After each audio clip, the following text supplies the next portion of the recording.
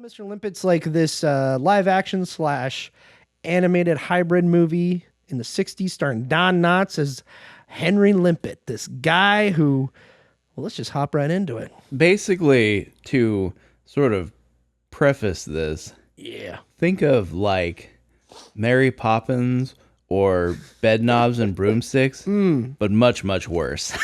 Much worse. In fact, there's that movie, I was on the IMDb.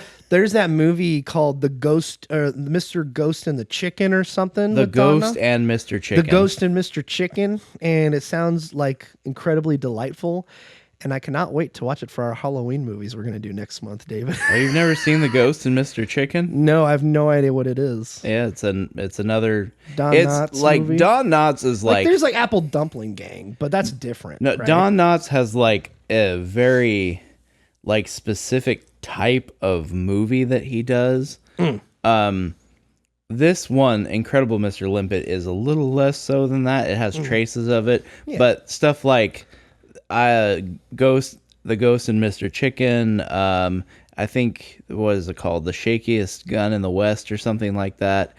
And yeah, he basically does these movies where he plays this really timid character who's like afraid of his own shadow and then ends up saving the day. He was The Reluctant Astronaut is another one that's listed here. And as well as Shaggy Dog and all this other stuff. So, oh yeah, The Absent-Minded Professor. I remember watching that. That was the movie that was Flubber before Flubber existed, basically. That was the movie that Flubber was a remake of. Was that The Absent-Minded Professor? Yeah, Absent-Minded Professor, yeah.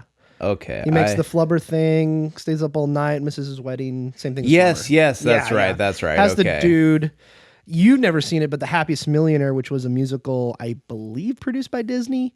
The main guy in that, who's the dad or whatever, is the Absent-Minded Professor, who's in all the Disney stuff in the 60s, along with Don Knotts. Yeah. So, pretty cool stuff. Dude, for some reason, The Incredible Mr. Limpet's not on Max, and it's a Warner Brothers movie. I found it so weird. So we borrowed my mom's DVD. So let me tell you of the experience of The Incredible Mr. Limpet. I love this movie so much. The Incredible Mr. Limpet, David. I see nothing has changed from my childhood, my good sir. I am sitting next to someone with a beard, watching Don Knotts turn into a fish. I don't mean to call my mother out like that, so let's just move right along. Joking aside, this movie starts with a recreated map of Washington, D.C. that is painted with red and blue stripes as the camera pans down, starting at the U.S. Capitol building and then ending at the Pentagon.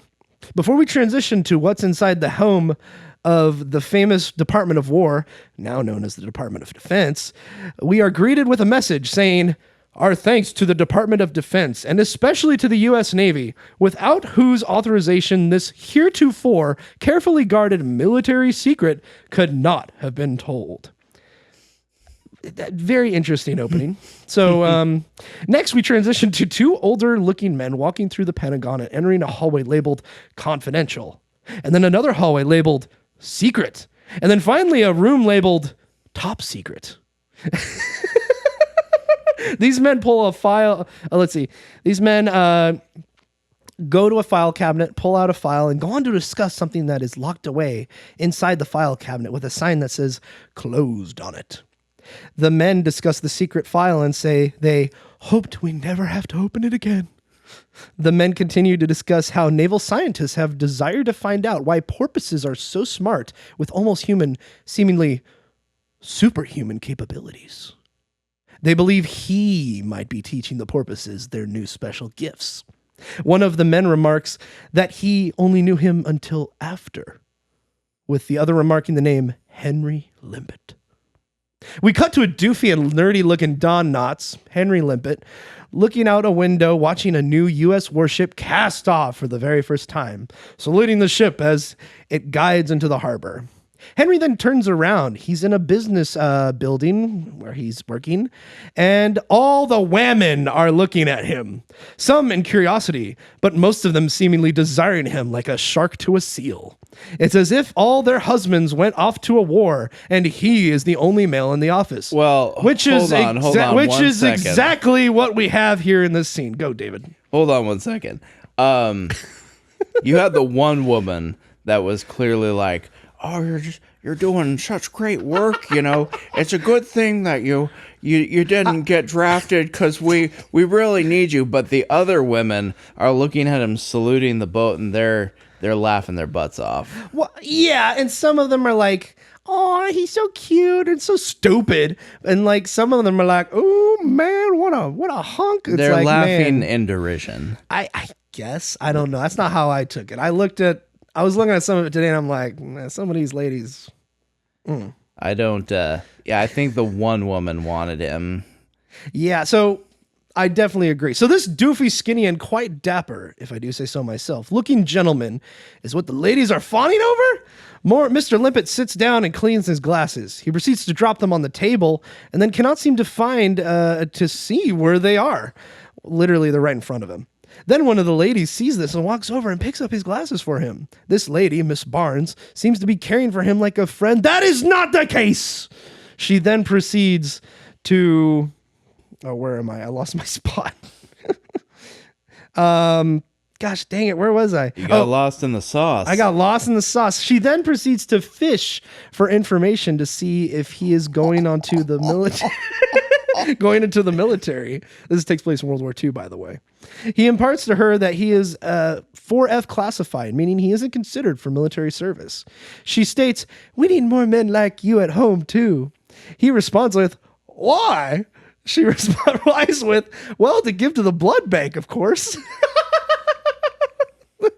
The conversation continues with Limpet stating how they could get anybody to fill his position at this job. The lady continues to nose her way and then does a doozy. She pulls one of the slickest lines you can do to find out if somebody has a significant other. She asks, "I'm sure your wife will be happy to know you'll never be called." His wife, portrayed by Carol Cook, then calls on the phone and tells Limpet that his childhood friend, George Stickle, is in town. The scene ends with Miss Barnes finding a fish inside the water cooler, causing quite a ruckus. The entire office runs over to see what's the matter, and Mr. Limpet then calms Miss Barnes and declares that he's the one that put the fish in there. Yeah. Somebody's poisoned the water hole, reminding everybody why this absolute Chad prioritizes his hobby and then women as a close second. See, that's the thing. That's the thing is up until the fish thing, you're like, man, is this Chad Don Knotts wooing the office manager or whatever position she had? Miss Barnes. And yeah, but then you see, oh yeah, that's my fish in the water cooler there, and the lady runs off like, "Oh my god!" And it's like, yeah, nope, false alarm. No Chad Don Knotts for us. Dang it.